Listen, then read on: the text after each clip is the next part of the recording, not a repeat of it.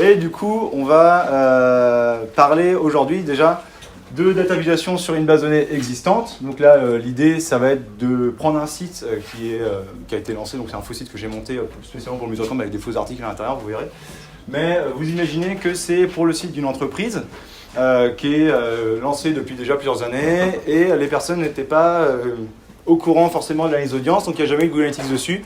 Il n'y a jamais eu de Google Tag Manager ni d'objectif de configurer. Et on va voir au travers du coup, de plusieurs exercices comment est-ce qu'on peut récupérer de la donnée qu'un site en général va récupérer tout seul. Donc là, j'ai pris un cas à WordPress, parce que WordPress, ça va être un tiers en gros du web aujourd'hui, donc ça va être le plus parlant pour vous. Mais l'exercice fonctionne avec n'importe quel type de site internet. Donc voilà, donc pour l'occasion, j'ai juste monté un site avec 5 articles. J'ai passé ma soirée hier à seeder la base de données, donc j'ai rentré en fait des faux utilisateurs, des faux articles, des faux commentaires, plein de fausses actions de différents types de navigateurs, enfin vous verrez, pour avoir une multitude de données complètement différentes, afin justement d'avoir exprès des graphes variés. Donc vous allez voir, dans les premiers, du coup on a des articles de taille moyenne, donc j'ai juste mis pour l'instant c'est en CSS, une règle en fait pour avoir la profondeur de la page en pourcentage. Ça sert surtout pour la conférence de cet après-midi et des articles du coup de toute taille publiés par différentes personnes. Donc là, par Ronan, par Marie et puis j'ai mis par Didier. Donc on va pouvoir commencer. On imagine que l'idée c'est d'avoir un dashboard un peu personnalisable et personnalisé où on choisit les données qu'on veut dedans, un peu à la manière d'un Data Studio. Et on peut tout simplement déjà dans WordPress récupérer la base de données, enfin la table qui contient tous les inscrits. Quand vous inscrivez sur un site internet, directement, la date à laquelle vous avez fait l'action d'inscription est loguée, et donc on peut la récupérer. Et après, on peut définir une période et caler ces dates-là en fonction des périodes, et ça nous permet d'avoir un premier graphe très simple, une ligne avec les inscriptions par jour sur une période.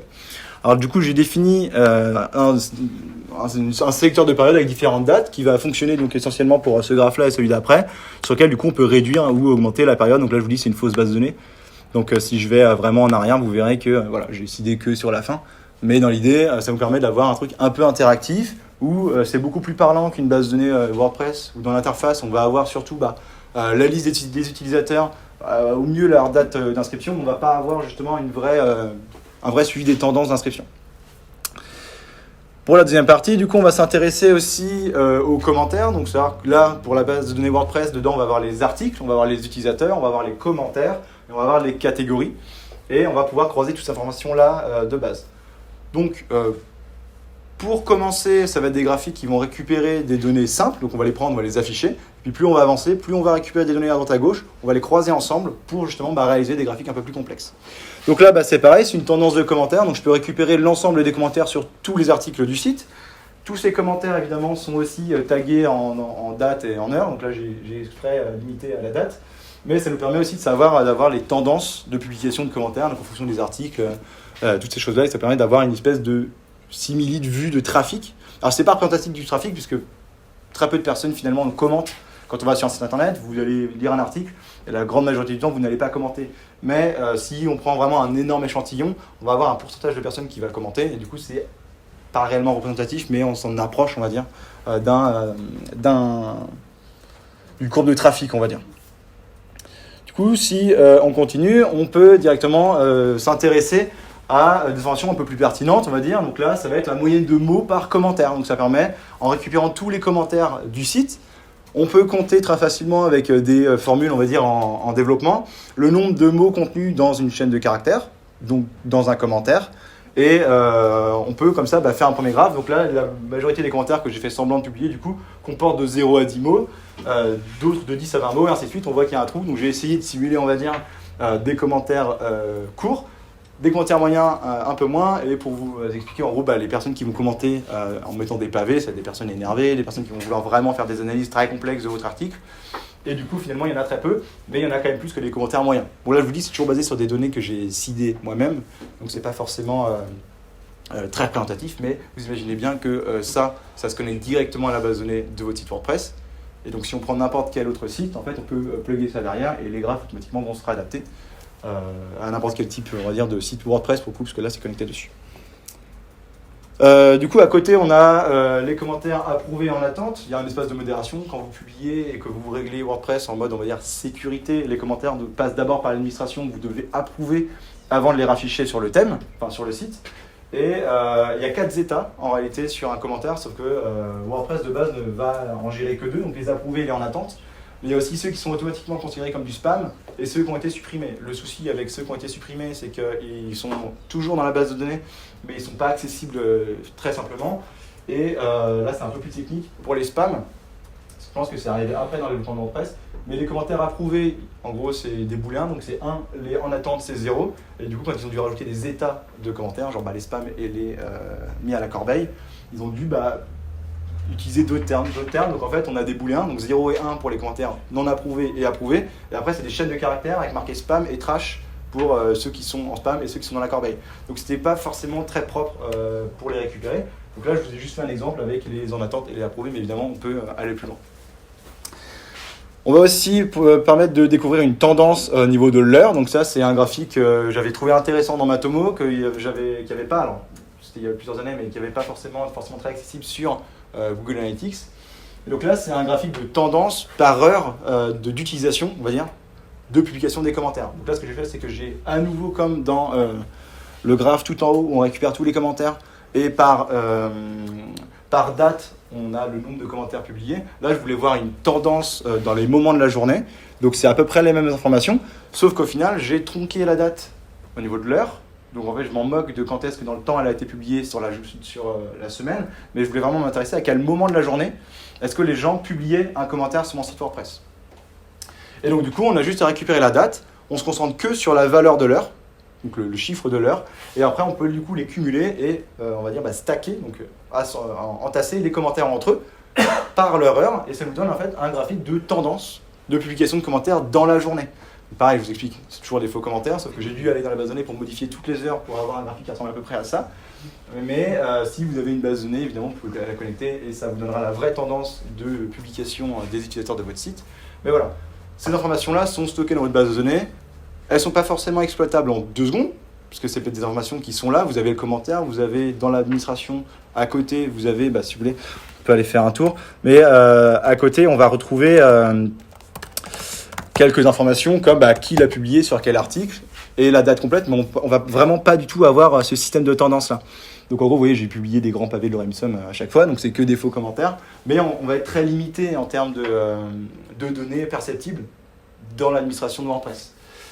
Donc là j'ai changé les noms aussi en dur, mais c'est pas forcément très important, mais on peut remarquer en fait juste qu'on a la date et l'heure de publication, mais il n'y a pas en fait d'outil réellement de data vise intégré à WordPress, alors qu'en réalité la génération des graphes comme ça, c'est une quinzaine de lignes de code de traitement de données avant pour avoir les données proprement depuis la base de données, et après c'est juste un petit script en JavaScript dans lequel on va pouvoir injecter ces données afin de réaliser un graphique.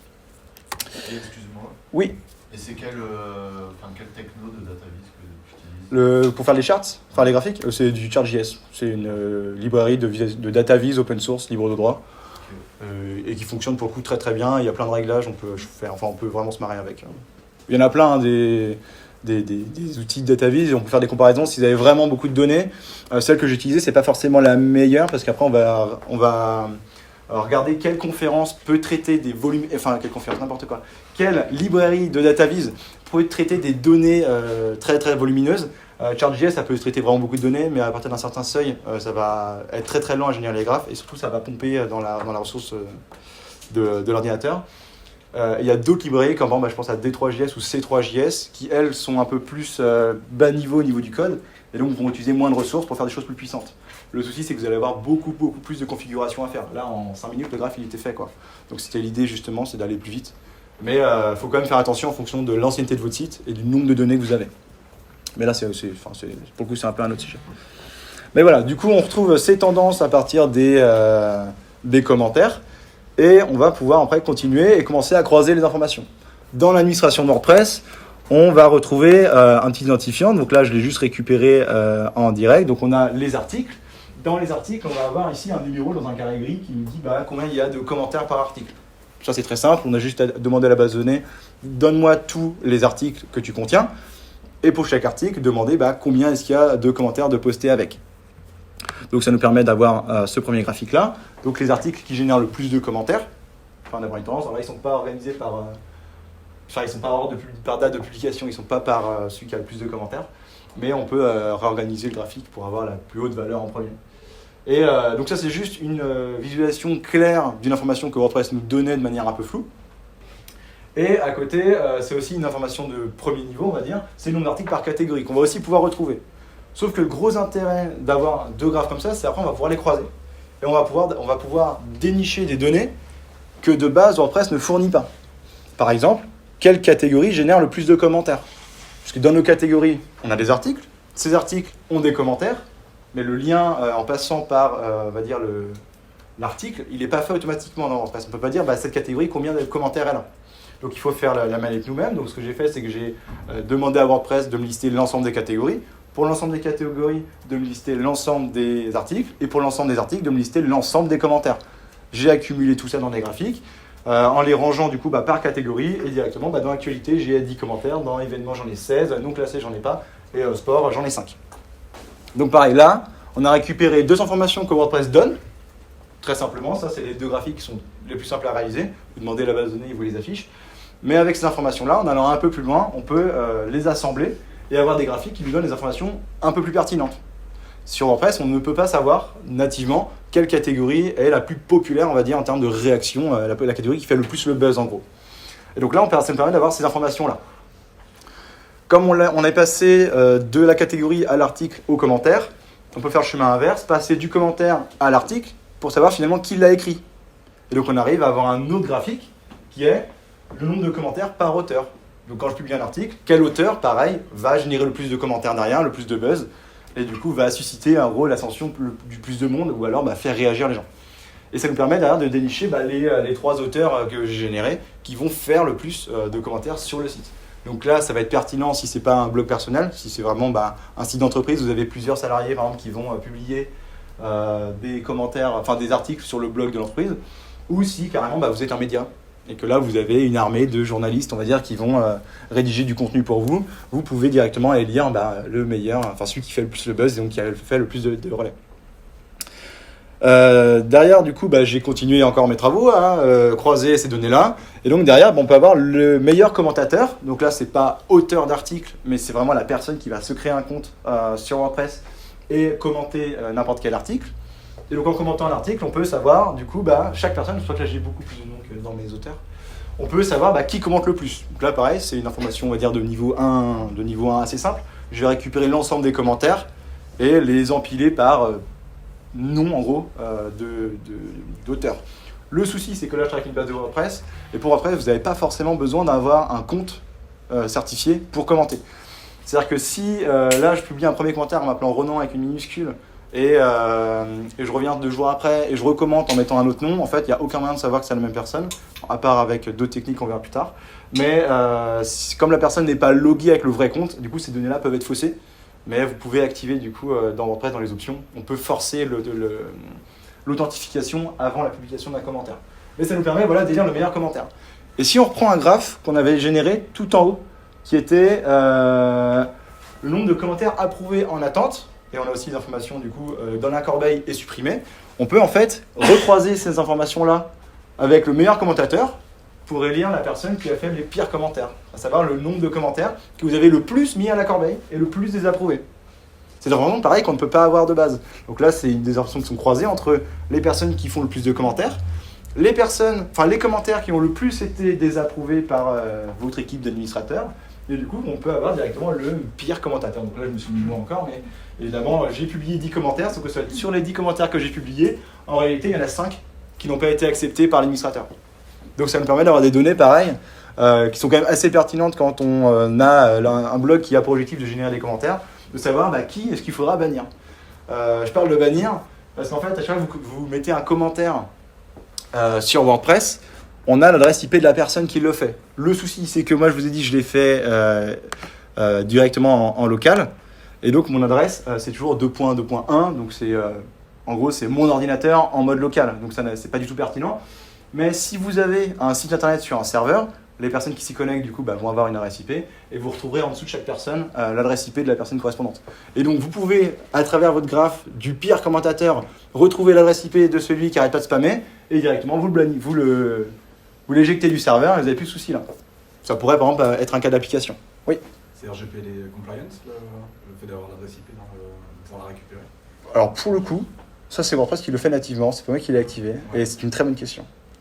Mais peut-être qu'elles sont anonymisées de base. C'est-à-dire qu'on peut collecter une adresse IP si on anonymise les 2 derniers bytes, par exemple.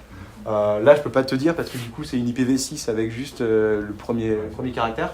Mais c'est une bonne question. Bon, voilà, du coup, c'est pas vraiment très RGPD parce que si on peut bannir quelqu'un basé sur une IP, basé sur des croisements de commentaires avec la pertinence, ouais, on commence à avoir des informations. Mais c'est toujours pour vous dire que là, il n'y a pas Google Analytics, il n'y a pas Google Tag Manager. Là, on fait juste parler une base de données qui a travaillé toute seule. C'est-à-dire qu'on peut prendre un site qui a 5 ans d'ancienneté et avoir des informations comme celle-ci beaucoup plus pertinentes, avec beaucoup plus d'informations. Et si on vient ici, donc j'avais mon sélecteur, et on peut comme ça en fait parcourir vraiment des tranches de données dans la base de données assez simplement. C'est-à-dire que là, techniquement, c'est pas forcément très lourd ce qu'il y a derrière, c'est même assez simple. Parce que dans WordPress, il y a déjà tous les connecteurs à la base de données, donc il suffit juste de les lire et de les organiser. Mais vous voyez bien que là, je n'ai jamais utilisé Google Tag Manager, ni Matomo, ni n'importe quel outil d'analytics. Et j'ai quand même récupéré des informations sur des tendances, sur des volumes, enfin toutes ces choses-là, après coup. C'est-à-dire que la plupart des personnes se disent mais j'ai pas d'informations parce que j'ai oublié de mettre un tracker analytics. Sauf qu'en fait, si votre base de données, elle travaille sans vous, elle log tout ce que vous faites du coup directement sur la base de données WordPress avec la date, l'identifiant de la personne qui fait l'action, toutes ces choses-là. Et si on veut aller encore plus loin, et là du coup j'arrive à la liste des user agents, des commentateurs et tout ça, on peut croiser aussi les logs de votre serveur. Si jamais vous n'avez toujours pas mis de tracker analytics et que vous voulez retrouver la courbe de trafic cette fois, qu'on ne peut pas avoir dans WordPress, parce que WordPress ne fait pas de suivi de page vue nativement, mais votre serveur lui le fait, puisque dès qu'il sert une page à un utilisateur, finalement le serveur il dit j'ai servi cette page à telle personne. Et ces logs-là, vous allez pouvoir les récupérer et les traiter. Et donc en déduire une courbe d'activité passée. Donc si vous avez oublié de mettre un tracker analytics aujourd'hui, c'est dommage, faites-le demain, vous verrez, c'est assez intéressant. Mais vous n'avez pas tout perdu, il y a encore beaucoup d'informations qui traînent dans votre base de données. Et donc ce dernier tableau, c'est la liste des user agents. Donc en gros, c'est, on va dire, le numéro de version du navigateur, en très simple. Mais c'est les informations qui sont spécifiques au navigateur que vous avez utilisé pour commenter. Parce que le commentaire dans WordPress, c'est ce qui collecte le plus d'informations, on va dire, personnelles, puisque c'est ouvert, en fait, c'est la porte ouverte à tous. Vous ne pouvez pas publier un article de base sur WordPress quand vous n'êtes pas connecté, donc du coup, il y a moins de sécurité, on va dire, moins de tracking là-dessus. Par contre, un commentaire, n'importe qui peut le faire, donc là, il y a beaucoup plus de sécurité. Mais vous voyez, donc je me suis amusé à utiliser 4 navigateurs différents, donc Chrome, Firefox, Edge et IE. Je n'ai pas pu tester avec Safari parce que j'ai pas de Mac, mais on voit bien des user agents différents pour chaque type de commentaire. Et donc là, on pourrait derrière en fait prendre ces données-là, les croiser avec une librairie qui permettrait de détecter le navigateur, parce que là, moi je sais à quoi ça correspond, parce qu'il n'y en a que 4. Évidemment, si vous avez un site avec de l'ancienneté, vous avez différentes versions de navigateurs, différents appareils, des navigateurs qui ne sont pas très connus. Donc, ça va être compliqué à lire. Mais vous pouvez récupérer chacune de ces lignes, les croiser avec une librairie de traitement justement de user agent et sortir un graphique d'utilisation de navigateur.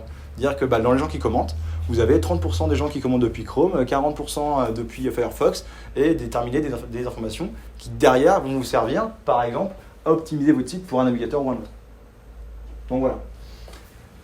Je pense avoir fait un tour quand même des informations qu'on peut récupérer dans WordPress. Je me dis que vous pouvez quand même vous projeter sur des cas d'usage d'un site qui n'aurait jamais été traqué, c'est vraiment l'idée.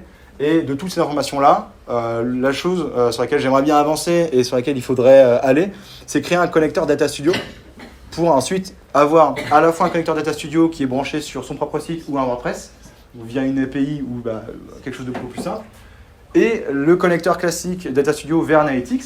Et comme ça, on a à la fois les données temps réel et visites qui sont dans Analytics, et à la fois les données un peu plus complexes qui sont dans votre base de données pour générer des tableaux de bord Data Studio qui seraient pour le coup vraiment complets. Voilà. Ouais. Question, donc en fait, tu peux ensuite exporter ces données dans Google Analytics? Alors, oui. En fait, on peut le faire à travers, par exemple, sur du Tag Manager, tu peux émettre des événements. Le souci, c'est que ça, c'est déjà passé. Donc, pas vers Google Analytics directement, Mais en créant un connecteur Data Studio, en fait, tu peux faire en sorte que Data Studio aille taper dans ta base de données. Ok. Et justement, c'était l'intérêt en fait en haut de ça. C'est que sur Data Studio, à chaque fois que vous faites un dashboard, vous avez un sélecteur de période. Et en fait, on peut très bien récupérer cette période depuis le connecteur Data Studio pour faire interagir notre base de données qui est derrière et vraiment avoir un dashboard dynamique qui vient de 2 sources différentes. Donc là, ça pourrait être intéressant là-dessus. Est-ce que vous avez d'autres questions? Ouais, il y a un truc que j'ai pas compris. Ça, c'est toi qui l'as codé? Oui. Ok, et c'est un code sourcé? Ça vous intéresse? Est-ce que vous voulez derrière? Franchement, Y a pas de souci, hein. Cas d'usage, un plugin WordPress. Voilà, alors justement, j'en reviens. Florian, qui est organisateur du Mise-en-Camp, je lui avais présenté ma conf un peu en amont. Il me dit c'est bien, voilà, mais tu l'as fait dans un thème, parce qu'il fallait que ça aille vite, parce que j'avais pas forcément le temps de le faire. Actuellement, c'est un thème. Mais évidemment, ça n'a pas vocation à rester dans un thème. Il faudrait que ce soit un plugin open source sur le store, que n'importe qui puisse installer et avoir ça dans un panel de back-office WordPress. Parce que là, vous avez vu, c'est une page. Ou payant. C'est pas trop le cœur de WordPress de faire du payant. Mais dans l'idée, je vois bien. Mais voilà, du coup, là, c'est une page front, parce que je l'ai codé dans le thème, parce que c'est beaucoup plus simple quand on veut démarrer un projet de faire un nouveau thème et de taper dans la base de données en 2 secondes. Ce qu'il faudrait faire, c'est encapsuler chacun de ces graphes avec 2-3 options de réglage en plus et le mettre dans un plugin qui serait sur le store, et comme ça, n'importe qui pourrait l'installer et avoir accès à les informations antérieures de son site internet. C'est une folie en vrai. Juste Oui. une question. On ne peut pas connecter directement de Data Studio une base de données? Je crois qu'on peut le faire, non? Oui, mais Du coup, je me trompe peut-être. en fait, l'idée, c'est d'avoir quelque chose qui est vraiment dynamique. WordPress, en fait, a déjà des API nativement, donc on peut rajouter dans l'URL des paramètres et taper dans l'API de WordPress. Sauf qu'en fait, le souci, c'est que là, j'ai croisé des données à plusieurs niveaux pour arriver à ces graphiques-là. Et quand on demande des informations dans l'API de WordPress, en fait, elle va nous servir les données C'est pas uniquement de la base de données. de niveau 1. Il y a du croisement de données derrière, ouais. Ah, d'accord. Et en fait, l'API, à la base, je voulais tout faire en JavaScript avec du Vue.js pour avoir des choses vraiment plus dynamiques en me servant que de l'API WordPress. Sauf que l'API WordPress, en fait, elle va servir on va dire, des collections d'objets, donc c'est une liste d'articles, sauf qu'elle ne va pas donner la liste d'articles avec ses commentaires. Donc en fait, il faut faire des requêtes, 2 requêtes derrière. Et donc en fait, en JavaScript, j'avais commencé à écrire des kilos, et au final, WordPress est une base entièrement faite en PHP, et il y a beaucoup de fonctions qui sont préfaites pour justement récupérer cette information-là sans avoir à trop chercher. Donc on peut très simplement demander les articles et faire une deuxième fonction en dessous avec les commentaires et on récupère tout très simplement. Donc au final, j'ai basculé la techno de récupération des données et de croisement en PHP, mais j'ai gardé la partie Vue.js pour générer les graphes en 2 secondes. C'est-à-dire que si vous ne voyez pas du tout ce que c'est Vue.js, c'est un langage qui permet d'optimiser beaucoup de choses, notamment au niveau de l'interface. Et j'ai créé une balise qui s'appelle Charts, dans laquelle je passe un paramètre data, et directement, ça me sort ça. Et je passe un deuxième paramètre en mode line, bar ou pie, et ça me change les valeurs. Donc après, il faudrait que je vous montre, mais il faut démarrer un PHP Store, mais ça ne prend pas 2 secondes. Mais voilà, on peut changer, là j'ai défini de mettre des lignes, mais on peut mettre des barres, on peut mettre des radars, on peut mettre des pie charts, tout ce qu'on veut en fait, derrière. Donc voilà. Est-ce que vous avez d'autres questions? J'avais une question, combien de temps ça t'a appris de mettre en place tous ces rapports entre la configuration de la base de données, la réconciliation de données, etc. En fait, j'ai préparé la conf en 2 temps. Au début, j'ai monté du coup le site et j'ai récupéré, j'avais fait seulement 4 graphiques qui étaient les articles qui génèrent le plus de commentaires. En fait, les graphiques de niveau 1. Donc, je tape dans la base de données et je récupère l'information directement. Donc, celui-là, et en fait les 4 là. Et à partir de ces 4 informations de source de données-là, j'ai déduit tout le reste. Et ça, je l'ai fait dans un deuxième temps. Mais au final, j'ai passé, on va dire, 2 soirées réellement à le faire. Et la logique est toujours la même. C'est-à-dire qu'il y a, on va dire, 20 à 30 lignes de traitement de données PHP en amont. Et après, je vous dis, comme c'est du JS, le graphe, j'ai récupéré une librairie. Donc c'est une ligne et j'injecte les données dedans et ça me génère mon graphique. Vous avez la main surtout, hein. Là c'est que de la techno open source, les graphiques c'est une librairie open source. Je les ai mis aux couleurs, alors il y a un peu trop de couleurs, mais si on revient là, je les ai mis aux couleurs du Mise-en-Camp. Mais voilà, on peut faire vraiment ce qu'on veut. Ouais. Mais en quantité de travail derrière, c'est pas énorme. Le plus complexe, c'était plutôt de chercher tout ce que la base de données pouvait nous dire. Honnêtement là, j'ai pas utilisé WooCommerce, parce que dans WooCommerce on peut aller beaucoup plus loin. Ce que je dis, j'étais quand même assez restreint au niveau du temps, et puis même là on a qu'une demi-heure aujourd'hui.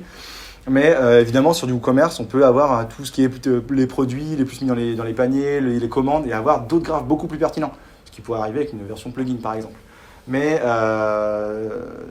chaque graphe, indépendamment, avec la réflexion, la mise en place, le debug et on va dire, le design, c'est 20 minutes quoi, par graphe.